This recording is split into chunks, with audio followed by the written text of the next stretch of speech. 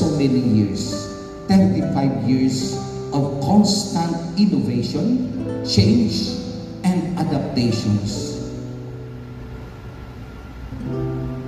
Nag-improve hanggang sa maayos na ang sistema. The reason why we celebrate anniversaries is because we have something to look back to at sasabihin natin, ay, dati ganun kami, pero ngayon, eto na kami. Kayo po, 34 years, marami ang nagbago na. Ano po? So, kita ko natin, to be perfect is to have changed of them. Ang tao daw na ayaw ng magbago ay marerelegate. Ibig sabihin, diyan ka na lang sa katatayuan mo. Wala nang paglago, wala nang pag-innovate, wala nang pag-improve. At yan din po ang nilalaman ng ating Ebanghelyo. Yung mga eskriba at pariseyo, they were so, imprisoned, nakulong sila sa pag-iisip na ang tao ay dapat mag-ayuno. Ang tao ay dapat mag-ayuno, ang tao dapat ay magdasal ng magdasal. Hindi masama. Pero, yung pinanghahawakan nila sa pag-aayuno, hindi na iyon ang hindi na iyon po yung yung nararapat na pag-unawa. No? Hindi na iyon yung kanilang dapat na pag-unawa. Nung dumating si Jesus, yung kanyang mga alagad, dahil sa hirap ng buhay, dahil sa dami ng mga pasanin, ipinadama ni Jesus ang pagmamahal. Ipinadama ni Jesus na may ligaya sa buhay sa mundong ito. Na mayroong tinatawag na new experience in life. Kaya yung mga alagad ni Jesus, lagi silang nagpapasalamat sa Diyos, nagkakainan, nagpipira-piraso ng tinapay. They share in the bread. They share the meals. Kaya kini-question si Jesus, bakit yung mga alagad mo hindi nag-aayuno? Kain ng kain, inom ng inom. At binigyan sila ng bagong pananaw ng Panginoon. At sabi ni Jesus, mag-aayuno ba sila kung ang lalaking ikinasal ay kasama pa nila? So parang mayroong bago si Jesus na ini-introduce.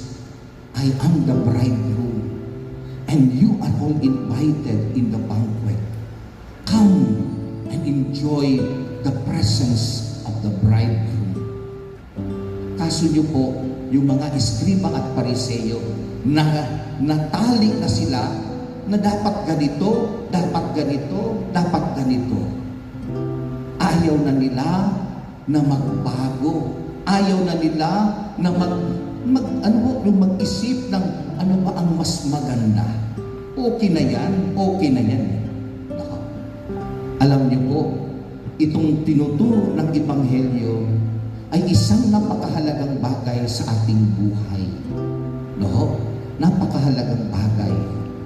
Lalo na sa pagtingin natin sa buhay.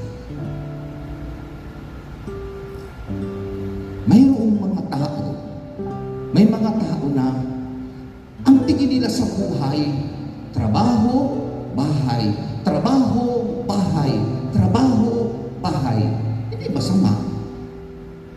Pero pag lalo na ho nung after nung pandemic at after ng pandemic, doon nila na-realize na in any time at any time pala, maaaring mag-snap ang buhay mo.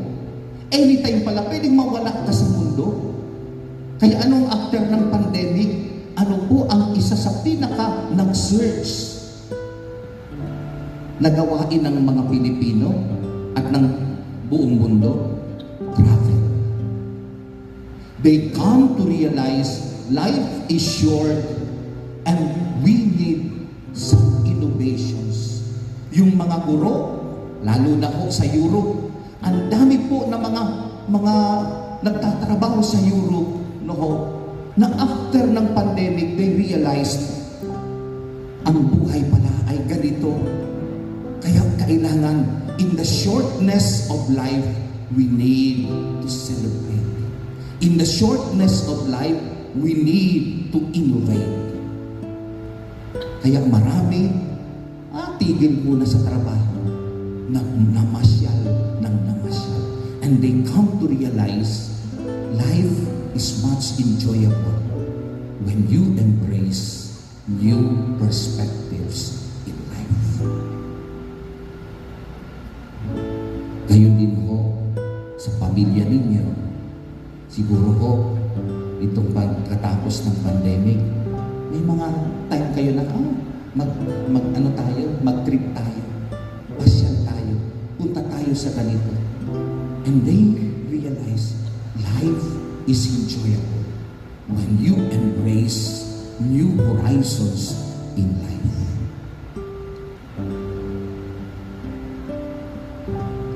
Pwede ba ako magtanong? May mga tao po na yung bang ang pag-iisip, basta ganito lang ako, basta ganito lang ako, basta ganito lang ako. Dami sa pool dyan. Dami sa pool. Kayo po ba? Nararanasan nyo rin na nagsasalita po kayo na, hindi, basta kami ganito lang kami. Basta kami ganito lang kami. Uy, sasabihin sa iyo ng katrabaho mo, Uy, magandang magkulay ka ng buhok. Sasabihin, hindi, okay na ako ganito. Uy, magandang mag-lipstick ka. Ay, ayoko niya. Di ba ayaw mong mag-try? Ayaw mong buksan ang horizon sa buhay mo na ang tawag ho natin ay nagiging manang. Nagiging, anong tawag doon? Gripe. Yung parang laging ang daming reklamo sa buhay. Ang daming mga, bakit siya ganyan? Bakit siya ganyan? Madaming ayaw na magtanggap na, ganun pala siya. Ganun siya.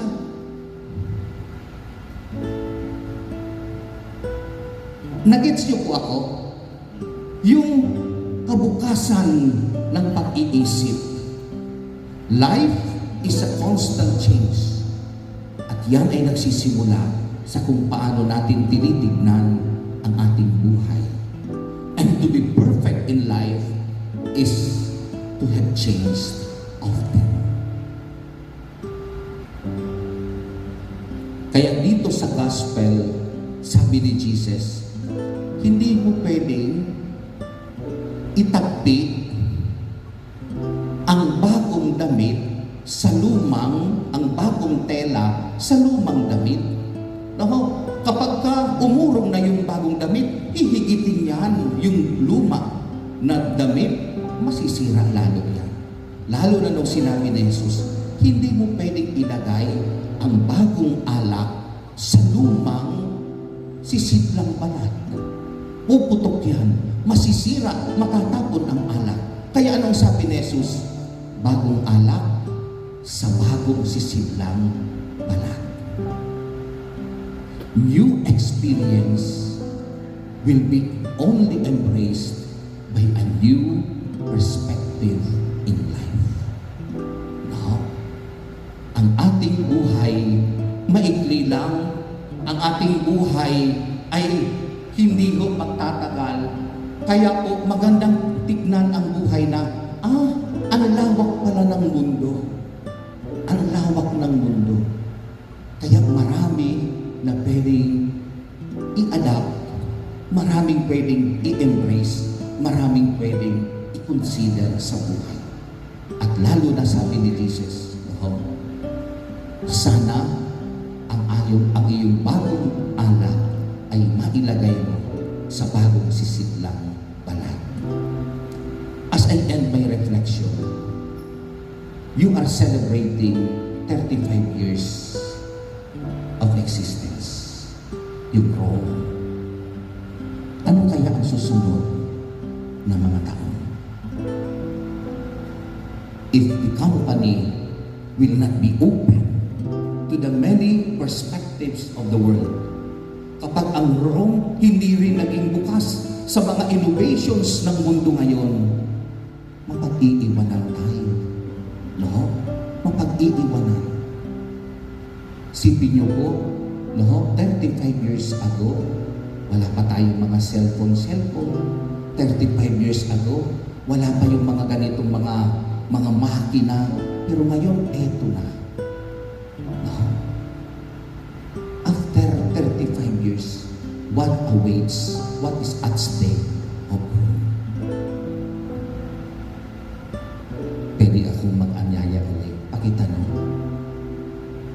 After 35 years, ilang taon ka pa dito? After 35 years, ilang taon ka pa rito? Kaya po, magandang tignan, no? Life is constant change. We must always try to embrace new perspective in life. No? Hindi natin alam ang buhay. Kailangan mo natin na mag-innovate, mag-adapt, and then embrace new things in life. Amen. Pagsitayo po tayo. Alak. At walang magkakagustong uminom ng bagong alak kapag nakainom na ng inimbak